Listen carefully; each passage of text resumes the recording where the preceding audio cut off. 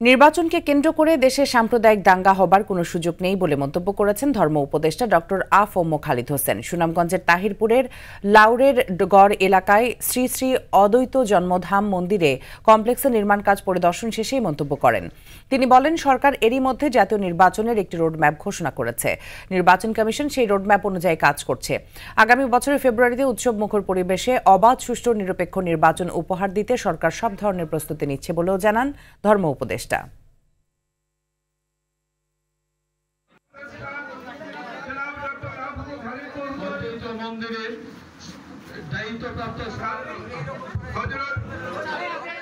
আপনারা ইতিমধ্যে জেনেছেন সরকার নির্বাচনের একটা রোড ম্যাপ ঘোষণা করেছেন এবং ইলেকশন কমিশন ওই রোড ম্যাপ অনুযায়ী বাকি কাজগুলো সম্পন্ন করবে।